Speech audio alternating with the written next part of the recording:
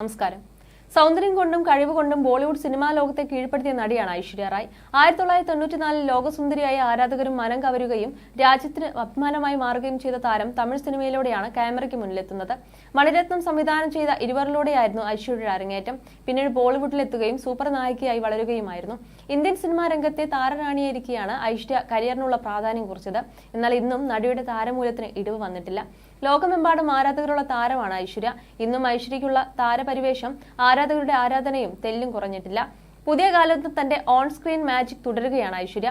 On screen പ്രകടനങ്ങൾ പോലെ തന്നെ ഓഫ് സ്ക്രീനിലെ തന്റെ വ്യക്തിത്വം കൊണ്ടും ഐശ്വര്യ ആരാധകരെ നേടിയെടുത്തിട്ടുണ്ട്.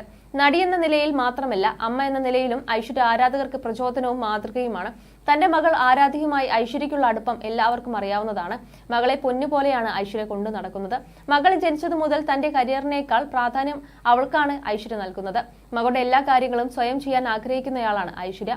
എപ്പോഴും മകളുടെ കൈ പിടിച്ച് കൂടെ കൊണ്ട് നടക്കുന്നതിന്റെ പേരിൽ വിമർശനങ്ങളും ഐശ്വര്യ നേടാറുണ്ട്.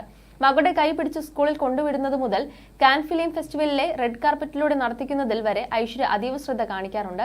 ഐശ്വര്യയുടെ ഉള്ളിലെ ഈ അമ്മഭാവം പക്ഷേ ഒട്ടും അത്ഭുതപ്പെടുത്തുന്ന കാഴ്ചയില്ല.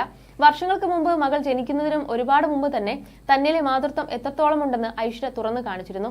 ഇപ്പോഴത്തെ ഐശ്വര്യയുടെ പഴയൊരു വീഡിയോ സോഷ്യൽ മീഡിയയിൽ വൈറലായി മാറുകയാണ്. 1994 ഒരു വീഡിയോയാണ് സോഷ്യൽ മീഡിയയിൽ വൈറലാകുന്നത്. ജീവിതത്തിലെ ഏറ്റവും മനോഹരവും ഒരിക്കലും മറക്കാൻ സാധിക്കാത്തതുമായ നിമിഷം ഏതെന്ന ചോദ്യത്തിന് മറുപടി നൽകുകയായിരുന്നു ഐശ്വര്യ.